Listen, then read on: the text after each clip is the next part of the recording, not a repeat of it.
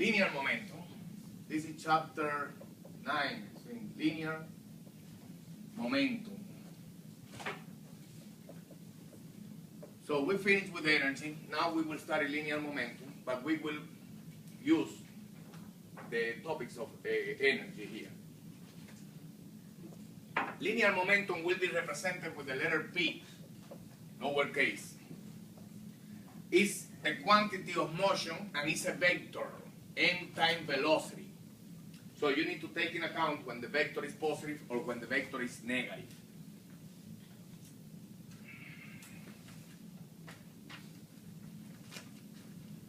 Study guide for this chapter. I will put it here, so we won't use it at this point, so I will just give to you. So linear momentum is mass times velocity. The unit, kilogram times meter over second, is called the quantity of motion. There are two physical magnitudes that can give the quantity of motion. As a vector will be the linear momentum. As a scalar will be the kinetic energy, which is 1/2 mv squared. All right. Now,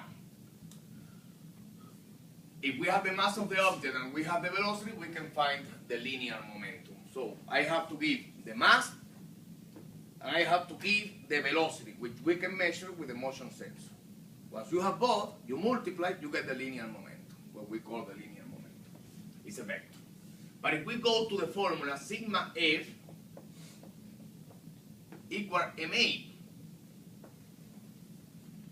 we know, or we can see that here, ma is mdv over dt.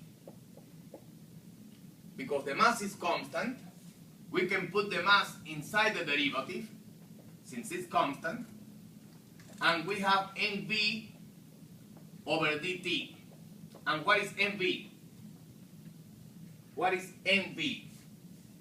Linear momentum. So we can rewrite the Newton's second law in terms of linear momentum, as sigma f is the derivative of the linear momentum divided by dt. The derivative of linear momentum divided by dt. You can see that from there. So this is the Newton's second law. The same Newton's second law, but in terms of linear momentum. So it's a second version of the Newton's second law. From here, if we find the dp, which is the force times dt, the average force times dt. But if we want to find the change in momentum, we have to find the integral here and here. And the integral of dp from p initial to p final will be delta p. And that is called the change in linear momentum. So if we want to find the change in linear momentum, will be by definition the integral of the force dt from t initial to t final. And this as well, since we know that the change in momentum will be mv final minus mv initial, we can put this also as mv final minus v initial. And this is what we call impulse momentum theorem. Impulse momentum theorem. Like a work energy theorem, now is impulse momentum theorem. What will be the letters we will use for impulse? J is a vector. What is J? The impulse. And the impulse is the change in momentum. This is the same. It's the same change in momentum or impulse. The impulse can be found in two ways. One, if I have the force and the time of contact, I can find the impulse. Or if I have the mass of the object where the impulse is acting and the change in velocity on that object. In other words, let's say that I applied impulse to here. Impulse is very related to the force. This is impulse. Impulse is the combination of the force and the time. Work is the combination of force and displacement. But impulse is the force and time of contact. So look, if I apply the force for 3 milliseconds, that will be transferred into what? So when I apply the force for 5 milliseconds, look, what happened to the object? I gave momentum, which is mass, the product of the mass and the velocity. Can you see that this has no momentum at the beginning, 0, and at the end has momentum? So the momentum or the change in momentum or impulse can be found in 2 ways. If I have a sensor, force sensor, that measure my force and the time, I can get the impulse. But also I can get the impulse if I have the mass and velocity final and velocity initial of this object. So the momentum can be found in 2 ways, which is this formula. The impulse, which is the change in momentum, can be found if I have the force and the time, I apply the integral. Of course, if the force is constant, I can pull out of the integral and will be F delta T. Or if I have the mass of the object and the velocity initial and V final. These are the 2 ways of finding the impulse. This is what we call the impulse momentum theorem.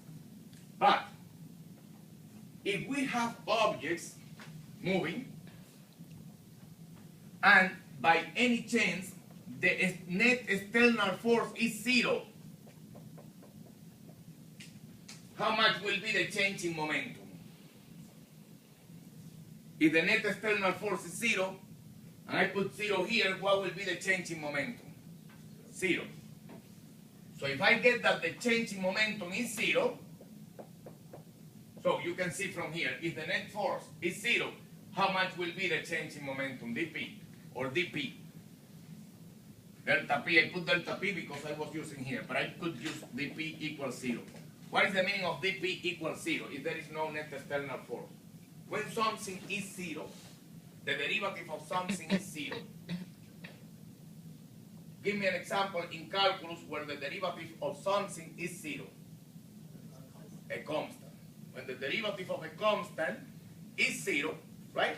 So what will be P then?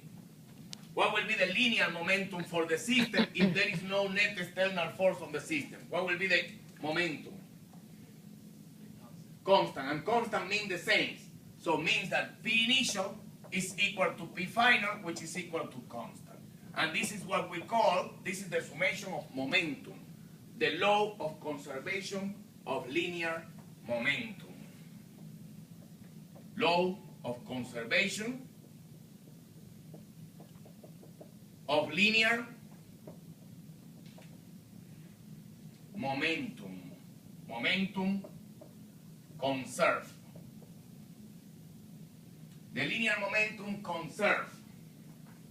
This is the 3rd fundamental law of nature we are learning here. What was the first? Which I explicitly, we use it, but we never say it in physics. I just said in chemistry, use very frequently in chemistry. What is the first thing you know that conserves? A single thing, mass. Law of conservation of mass, first fundamental law of nature, conservation. The 2nd fundamental law of conservation was the work energy theorem or the energy conservation theorem, 1 and 2 and 3 that we used before in the previous topic. And now the 3rd conservation law is the law of conservation of linear momentum. Under what condition the momentum conserved? What have to happen in order for the momentum to conserve? What is the condition?